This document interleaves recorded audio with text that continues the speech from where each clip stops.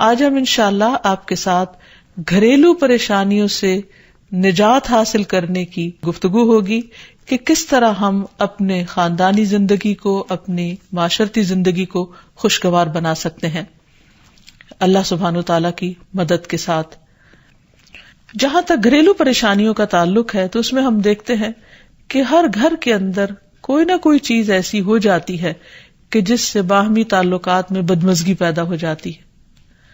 بعض افراد کی طبیعت میں غصہ زیادہ ہوتا ہے، بعض لوگ جھگڑالو ہوتے ہیں، بعض لوگ شکی مزاج کے ہوتے ہیں، بعض لوگوں کو اونچا بولنے کی عادت ہوتی ہے، بعض لوگ دوسروں کو مختلف باتوں پر زج کرتے رہتے ہیں، بعض لوگ اپنی ذمہ داریوں کو ٹھیک سے نہیں نبھاتے۔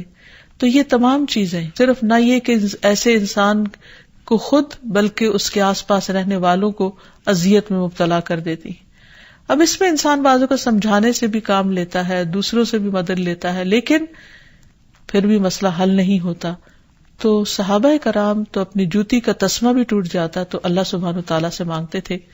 تو اگر گھر کے اندر کسی قسم کی ناچاکی یا پریشانی ہے تو اس سلسلے میں بھی ہمیں اللہ تعالیٰ کی طرف رجوع کرنا چاہیے، اور پھر اس کے ساتھ ساتھ دوسرے کو جو مشکل پیدا کر رہا ہے سمجھانا بھی چاہیے۔ جہاں تک لڑائی جھگڑے کا تعلق ہے تو اسے منافقت کی علامت بتایا گیا۔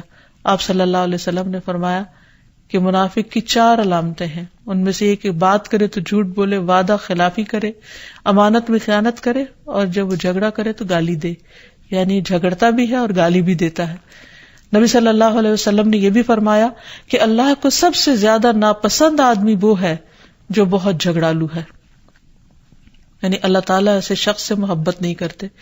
اس لیے اگر آپ کسی سے بات کر رہے ہو تو اس کی بات توجہ سے سن لے۔ چھوٹی چھوٹی باتوں پر جھگڑنا اور دوسرے کے ساتھ بد اخلاقی سے پیش آنا یہ درست نہیں۔ پھر اسی طرح مومن جو ہے وہ کبھی بد اخلاق نہیں ہوتا، اور بد اخلاقی پھر منافقت کی علامت ہے۔ رسول اللہ صلی اللہ علیہ وسلم نے فرمایا، تمہارے یہ نسب نامے کسی کے لیے گالی کا سبب نہیں ہے، تم سب آدم کی اولاد ہو، ایک دوسرے کے قریب ہو، دین یا عمل صالح کے علاوہ کسی وجہ سے کسی کو کسی پر کوئی فضیلت نہیں۔ آدمی کے برا ہونے کے لیے یہی کافی ہے کہ وہ فحش گو ہو، بد کلام ہو، بخیل ہو اور بزدل ہو۔ پھر اسی طرح آپس میں محبتوں کا نہ ہونا، بہن بھائیوں میں ناچاکی یا شوہر بیوی میں ناچاکی یا والدین کے ساتھ محبت کا نہ ہونا، یہ ایک طرح سے اللہ تعالیٰ کی طرف سے ایک آزمائش بھی ہو سکتی ہے اور ایک عذاب بھی ہو سکتا ہے۔ مومن تو محبت کرنے والا ہوتا ہے، اور اس شخص میں کوئی خیر نہیں جو محبت کرتا نہیں اور لوگ اس سے محبت نہیں کرتے، اور لوگوں میں سب سے زیادہ بہترین انسان وہ ہے جو لوگوں کے لیے فائدہ مند ہوتا ہے۔ تو اس لیے بہت ضروری ہے کہ خاندان کے اندر باہم محبت پائی جائے۔ گھریلو زندگی خوبصورت ہو جاتی ہے اگر آپس میں ایک دوسرے سے پیار، محبت اور ہمدردی کے جذبات پائے جاتے ہیں۔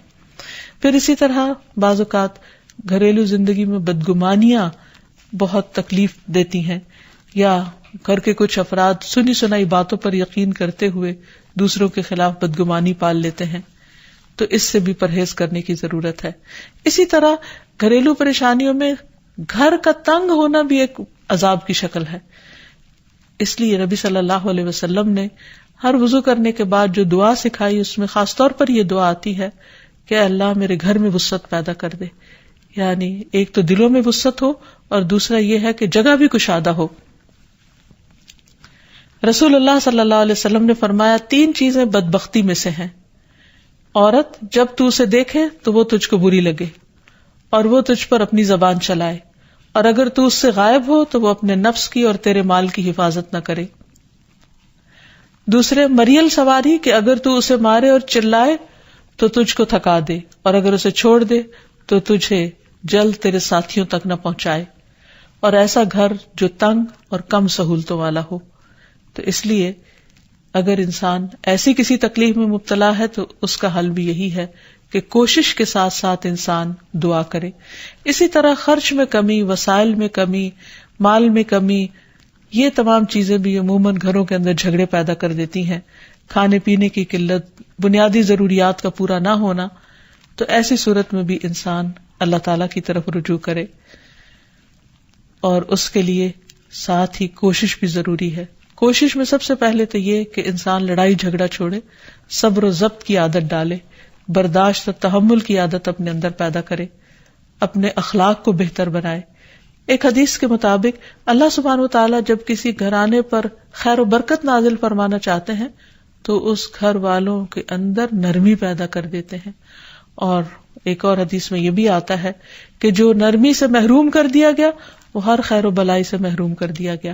تو اس لیے گھر کے ہر فرد کو اپنے اپنے رویے پر غور کرتے ہوئے اپنے اخلاق کی اصلاح کرنے کی ضرورت ہے، اور دوسروں سے توقعات زیادہ رکھنے کی بجائے اپنا طرز عمل اچھا کرنے کی ضرورت ہے۔ اور گھر والوں کے ساتھ بہترین ہونا نبی صلی اللہ علیہ وسلم کی سنت ہے۔ آپ نے فرمایا تم میں سے بہتر وہ ہے جو اپنے گھر والوں کے لیے بہتر ہو، اور میں تم سب کی نسبت اپنے گھر والوں کے حق میں اچھا ہوں۔ یعنی آپ نے اپنی مثال دی کہ میں سب سے اچھا سلوک اپنے گھر والوں سے کرتا ہوں، تو تمہیں بھی اگر اچھا بننا ہے تو ایسا ہی کرنا ہوگا۔ پھر اسی طرح گھر والوں کو زیادہ سے زیادہ فائدہ پہنچانا۔ حسن بصری سے مروی ہے کہ اللہ تعالیٰ کے نزدیک پسندیدہ بندے وہ ہیں جو اپنے اہل و عیال کو سب سے زیادہ نفع دینے والے ہیں۔ پھر اسی طرح پیار و محبت سے رہنا۔